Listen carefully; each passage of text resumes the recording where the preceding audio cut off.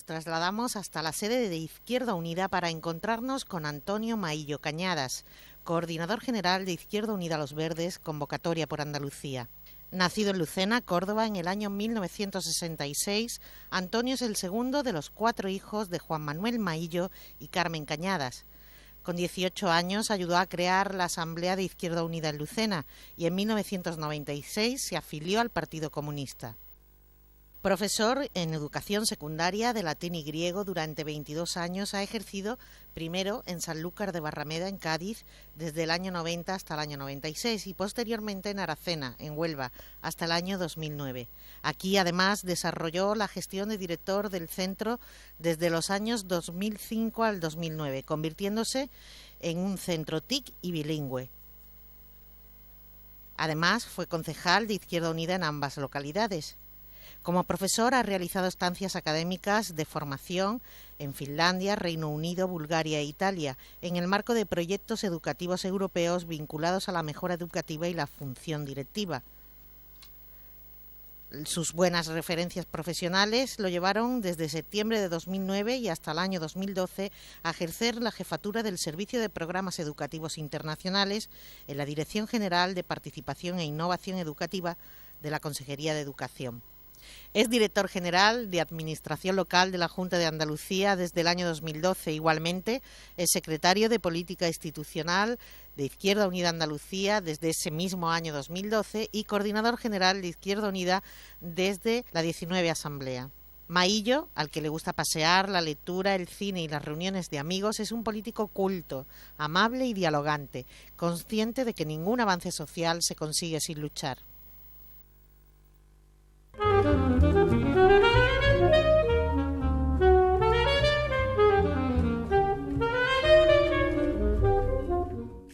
¿Sabe por quién o por qué le pusieron el nombre de Antonio? Por mi abuelo. En la mejor tradición andaluza, los nombres están casi determinados hasta hace poco, ¿no? Sí. Por las referencias familiares. Primero por el abuelo paterno, después por el materno. Como en mi caso se daba la circunstancia de que 3 de mis 4 abuelos tenían el nombre de Antonio, es decir, 2 Antonio y 1 Antonia, pues tenía el nombre dado. Quedaba bien seguro, ¿no? Un recuerdo de su infancia, de aquellos primeros años en Lucena. El recuerdo de mi infancia son días soleados y mucha calle. Esas son las 2 imágenes que se me vienen cuando hablo de la infancia. Estamos hablando los años 70, por tanto, donde los pueblos y las ciudades medias como es Lucena es un pueblo muy habitado, con poco tráfico y donde los espacios públicos están ocupados por los niños. Y yo recuerdo la libertad con la que uno se movía por los pueblos, además siendo muy pequeño. Y siempre tengo la imagen de días soleados y una imagen muy machadiana, ¿no? Tú sabes, el último verso que escribió Machado, que se encontró en el bolsillo de su chaqueta cuando murió, fue el verso ese de estos días azules y este sol de la infancia, pues sí, pues es un sol de infancia el que se me viene a la memoria siempre recordando los primeros años. Antonio ha estado vinculado 22 años al mundo de la educación, pero ¿de pequeño ya lo tenía claro? No. De pequeño, además, que vivía en una casa de vecinos, y eso es formidable como infancia, porque es un espacio donde el ámbito familiar es mucho más trascendente, lo digo por los recuerdos de la infancia. Yo siempre había soñado con ser abogado y estudiar Derecho. Yo iba para abogado y además, yo creo que mi madre además me lo estimulaba un poco cuando iba. Pero después, cuando estuve en el instituto, descubrí el latín, descubrí el griego, descubrí la capacidad que uno tenía de comunicarse mejor gracias a la adquisición de conocimiento de las lenguas clásicas, y eso me hizo que descubriera también la pasión por la educación, por la formación de los jóvenes, y fue lo que me hizo variar prácticamente cuando estaba en el entonces COU, que es el equivalente ahora a segundo de bachillerato, que di un giro a la opción de la carrera, y mis padres siempre le agradeceré que me lo respetaron, aunque reconozco que en aquel momento no les gustó mucho. No era lo mismo estudiar Derecho y ser abogado que estudiar unas lenguas clásicas ya. Latín y griego. El latín y griego, pero siempre he agradecido a mis padres, son padres trabajadores y normales, que nos respetaran las opciones de carrera. Y lo digo esto porque en aquel tiempo había no sé si ahora, yo creo que ahora menos, pero en aquel tiempo había muchos padres y más acomodados económicamente los míos, que obligaron a sus hijos y a sus hijas a hacer la carrera que ellos quisieron. Y nosotros o como siempre, mucho podías elegir entre un par entre de algunas cosas. que estuvieran en la ciudad, y sin embargo mis padres siempre nos respetaron donde hicimos, y de hecho cada hermano hemos estudiado en una ciudad diferente en función de la carrera, y ellos siempre nos lo han respetado, y yo eso lo he valorado profundamente. ¿Qué aprendió de sus mayores? Lo que conscientemente he aprendido, porque digo que inconscientemente se aprende muchísimo, uno es Sí, producto sin duda. de sus mayores. ¿Qué he aprendido de mis mayores? A mí, en el caso de mi abuelo, sobre todo, el valor de la justicia social y de la honestidad, como el mejor de los patrimonios. A mí eso se me ha marcado como una prioridad. Y en el caso de mis padres, la dedicación y el esfuerzo, como un valor en sí mismo, ¿no? Esos son valores que se mantienen, y la austeridad, bien entendida, no como lo entienden estos recortadores que tenemos en el gobierno del Partido Popular, sino la austeridad como una forma de vida, como un valor, como una virtud. Yo creo que una virtud pues el gastar de conformidad con tus necesidades, la no búsqueda ni compra compulsiva, y en esa austeridad yo me he educado con mucho gusto. El dar valor al cumplimiento de unos objetivos, y esa austeridad, esa sobriedad. Yo fui de los niños que más tarde tuve botas de futbolista, por ejemplo, o ropa deportiva, y veía que gente que podía tener incluso menos ingresos que mis padres, pues los tenían con mucha mayor rapidez. Y entonces esa vinculación de que cada cosa tenía que tener un objetivo y un esfuerzo previo, a mí eso me ha disciplinado mucho, y yo lo tengo como un valor.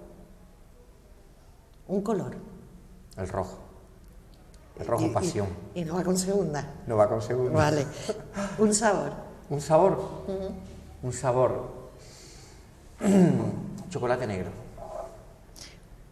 Una canción, que por lo que quiera que sea... Mediterráneo, de Serrat. Es curioso porque esta... Esa es una de las mejores canciones es una del canción siglo. que para mucha gente Sí. tiene... Hombre, yo creo que es una tiene un canción significado especial. fundacional, porque es un homenaje a un espacio que ha marcado la cultura de siglos y que nos condiciona además en la forma de entender el mundo. Y cómo en tan pocos versos se puede decir tanto, ¿no? Y a mí me encanta esa canción. Y hay otra canción de Serrat que me gusta mucho, que es Paraules d'amor, Palabras de amor, en catalán además, que es preciosa. Catalán es una lengua muy bonita. ¿Y una película que nos recomendaría? La trilogía del Padrino, Novecento, cualquiera de Almodóvar. Bueno, ahí tenemos unas cuantas recomendaciones. ¿Y un libro? El nombre de la rosa, La Ilíada de Homero, o por ejemplo la realidad y el deseo de Cernuda también. Un vicio de esos confesables. Es que los vicios, si son confesables, No son son vicios. vicios, ¿no? Bueno, vamos al otro extremo. Una virtud. No tengo yo una conciencia de tener virtudes. En todo caso, soy muy trabajador. Quizá esa, no sé si es una virtud esa, ¿eh? No lo sé. Y me puedo definir como una persona comprometida. Quizás sea ese mi mejor rasgo. No en la política solo, sino en cualquier ámbito de mi vida. Así que hablo más de una característica que de una virtud. Si tuviera que elegir el momento más feliz de su vida. Hay que elegirlo, dice. O uno de los momentos más felices de su vida. No he plantado un árbol, no he escrito un libro, ni he tenido un hijo, así que no puedo decir ninguna de esas tres cosas. Ha habido momentos felices, por ejemplo, un momento que yo recuerdo con mucha alegría, fue el día que aprobé oposiciones. Era muy jovencito, era la primera vez que me presentaba, en fin, tú sabes, no siempre sé. Y esa sorpresa de encontrarme, preparándome para que no aprobar, encontrármelo, me acuerdo mucho de la reacción de mis padres, de mí. Ese fue un día que yo recuerdo con mucha alegría. Y después yo lo que recuerdo es mucha risa. Yo me he reído mucho, sobre todo en la infancia he sonreído mucho, y eso me gusta, ¿eh? Y no sé, no tengo un momento así clave. Hombre, cuando uno se enamora, la felicidad está tocándose permanentemente. Sin duda. ¿Y el mayor logro? El mayor logro.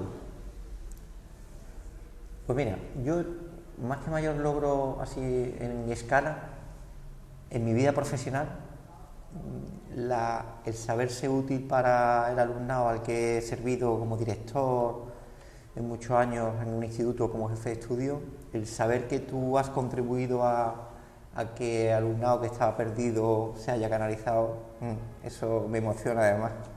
Y quizás esos logros cotidianos son mi mejor patrimonio. Hombre, es que yo creo que lo de maestro, ¿no? Es grande. Sí, es un privilegio. Si tuvieras el poder de erradicar algo del mundo... La pobreza y la desigualdad, sin lugar a dudas. Es la base de la justicia social. Y de los problemas, ¿no? De todo. Quitando eso, ¿cuántas otras cosas se quitan? Absolutamente, automáticamente hablaríamos de paz, porque cuando se habla de paz no es solo la ausencia de guerra. La paz es también que la inexistencia de pobreza, de desigualdades, de discriminación. La lucha contra la pobreza y la desigualdad creo que es el mayor y más noble objetivo. ¿Y es posible? Sí, sin lugar a dudas. Es posible porque ha habido intentos en zonas, en determinadas y experiencias políticas que lo han determinado. La eliminación, no de la pobreza en términos absolutos, pero sí la satisfacción de las necesidades básicas. Y el hombre y la condición humana y la sociedad humana no puede darse nunca por vencido en esa consecución, porque sería la derrota de la especie. Y es fundamental en eso ser muy dialéctico y no perder la referencia de que no puede ser una quimera, sino que tiene que ser una utopía que nos condicione nuestra actitud. ¿Qué es lo que más aprecia Antonio en los demás? En los demás la sencillez. Me encanta la gente sencilla, sin pretensiones y que ofrecen lo mejor de sí. Como decimos en Andalucía, los que van de frente. Los ¿no? que van de frente a los que ves venir. Son con los que me entiendo. Me encanta la gente que te critique o que formule diferencias contigo, pero desde la sinceridad y la claridad. Pero me gusta mucho la gente sencilla que es la más generosa y que no tiene pretensiones, que son desnudas en su exposición como tal, y es con las que me siento más cómoda. Vamos a pedirle que imagine otra vez. Le toca la lotería. ¿Qué es lo primero que haría? Yo pienso algunas veces, digo, si me tocaba la lotería, cuando he visto familiares en dificultad o amigos muy amigos con dificultades, siempre he dicho, si me tocara la lotería, podría satisfacer esa demanda, ¿no? Y después yo me acuerdo que de pequeño y de joven que se sueña mucho en ese sentido. A mí siempre digo, si me tocara la lotería montaría una cooperativa. Me gustaría montar una iniciativa privada con gente para generar empleo, riqueza. Eso es lo que siempre asocio a que me toque la lotería. Muy bien. ¿Hay algo que le quede por hacer? ¿Alguna asignatura pendiente? Muchas, y afortunadamente además. Porque eso es lo que te levanta cada día, ¿no? La tensión vital se nutre de retos. Yo creo que la inexistencia de retos nos conduce a la melancolía, ¿no? Nos conduce a la insatisfacción. Y yo creo que uno lo que tiene que tener siempre es asignaturas pendientes. Conforme vaya teniendo una edad importante, yo tengo 48 años, pues vas cumpliendo cosas. Me ha gustado, una edad importante. Sí, una edad importante. Vamos a utilizar ese eufemismo porque nos agrada todo, porque nos queda mucho por vivir y nos quedan muchos retos. El mantener la pasión por las cosas es las que debe determinar cuando uno está con una responsabilidad. Por ejemplo, en un momento en el que uno pierde la pasión por lo que cree y por donde está, debe abandonarlo. Es la posición más honesta. Ya sea en una responsabilidad política o incluso una responsabilidad profesional, ya sea un proyecto político, un proyecto educativo en mi caso, o en una pareja. Y por tanto yo busco asignaturas pendientes para cubrir. Para mantener, ¿no? ¿Hay algo que le gustaría aprender? Portugués. Anda, sí. Para incorporarlo a los idiomas. Me encanta, que ya sabes, es una, ¿no? asignatura pendiente. A mí me gusta mucho el italiano. Y aquí, ahora que nadie nos escucha, el inglés lo utilizo como algo funcional, pero no porque tenga una atracción. Es que bonito, hay que ¿no? reconocer. Es una lengua interesante, lo que pasa es que yo le tengo un uso más funcional que otra cosa, ¿no? Sí. Para moverte en el mundo, sí, pues, es el idioma base. Con el español y con el inglés.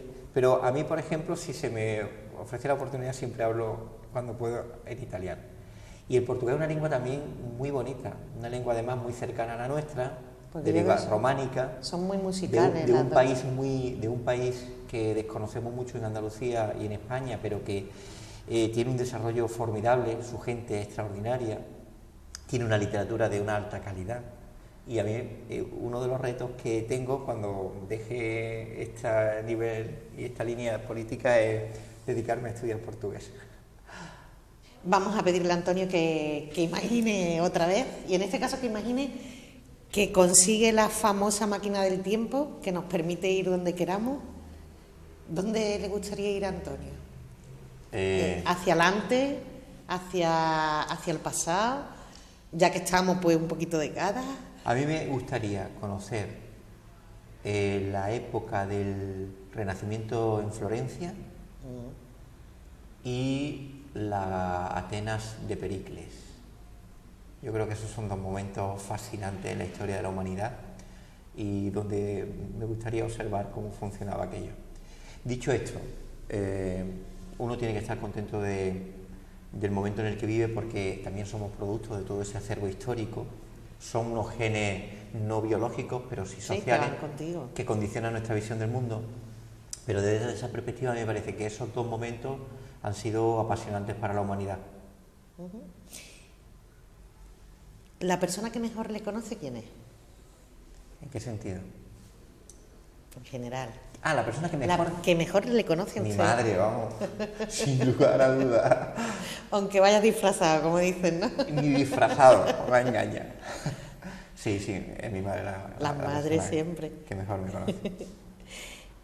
¿Y las personas más importantes en su vida? Las personas más importantes en mi vida son mi familia, mis padres, sobre todo, y 4 amigos conformados a lo largo de la vida. De esos de verdad, ¿no? De los auténticos. De esas personas que a lo mejor hasta ves poco, pero sabes que los ves y parece que lo habías visto el día antes, ¿no? Son gente con la que te has formado en todos los aspectos de la vida y que forman parte de tu patrimonio emocional. Son más de 4, pero bueno. ¿Qué cosas le ponen de buen humor y qué cosas le ponen de mal humor? De buen humor, la bondad. La gente vitalista, me contagia. Y de mal humor, el cinismo. No lo soporto. Y fíjate dónde estoy metido. Pero no soporto el cinismo y me niego a adaptarme a él. No lo aguanto. Me pone además de muy mal humor cuando veo a gente tan cínica que sea capaz de, con tanta desvergüenza, exponer algo que, a sabiendas de que tú sabes incluso, de que no solo no lo compartes, sino que su trayectoria y su acción es totalmente contraria a la historia. A eso. No lo soporto. Además me pone de mal humor. Le cambia la cara, le cambia todo. Curioso.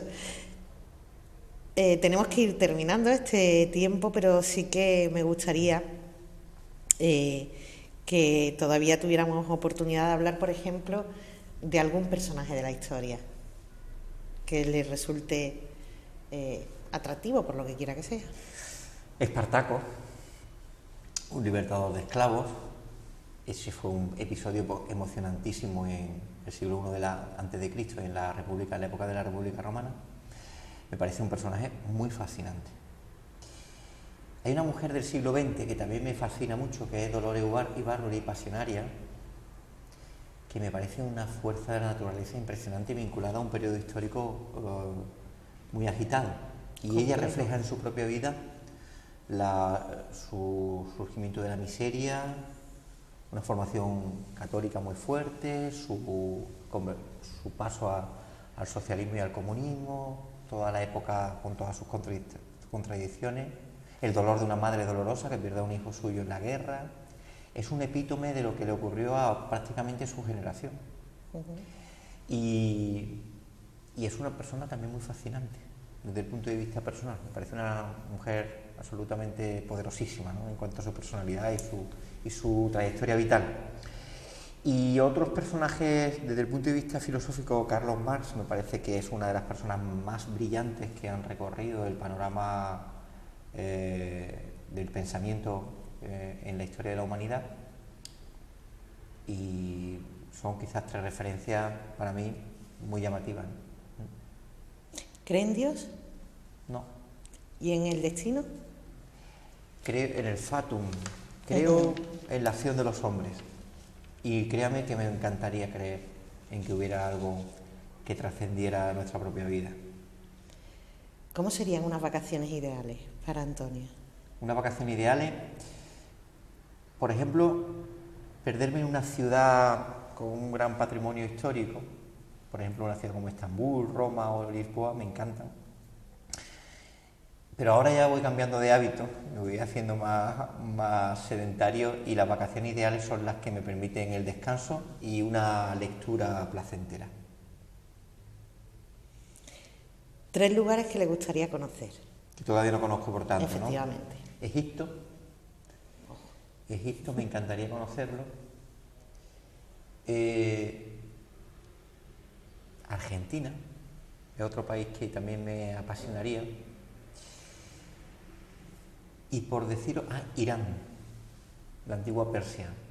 Me parece que es un país además muy culto, una población muy cultivada y que tiene una cultura milenaria riquísima, que es la cultura de los persas. Los iraníes, frente al tópico de que piensan que son árabes, no son árabes, son islámicos, de religión islámica, pero son persas. Y es una cultura que a mí también me fascina y que no la conozco y por tanto sería un sitio al que me gustaría acudir.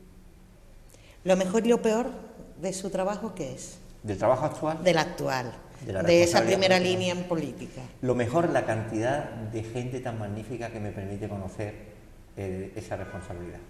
Recorrerme Andalucía y conocer tanto en la organización. A mí me encanta la gente de Izquierda Unida, ¿sabes?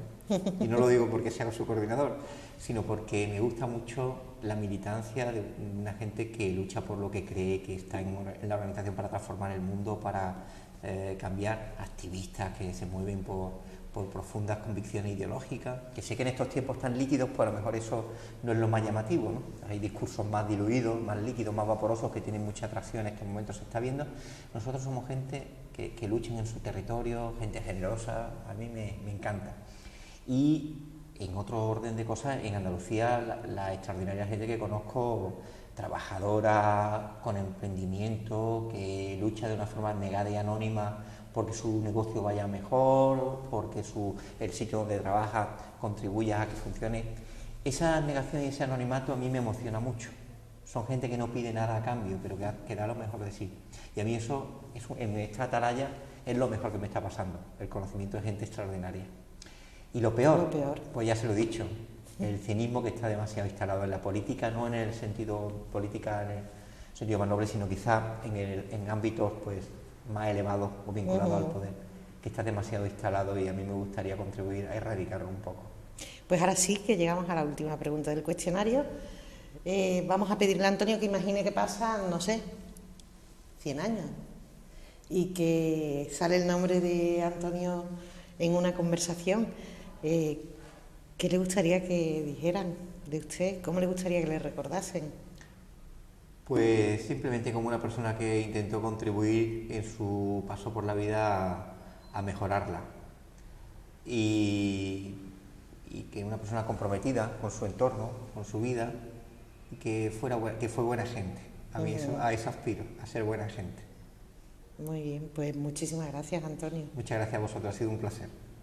Nos marchamos, pero como siempre les dejamos con una última reflexión. La elegida hoy, en honor a Antonio Maillo, es de Albert Einstein, que dijo lo siguiente: la palabra progreso no tiene ningún sentido mientras haya niños infelices.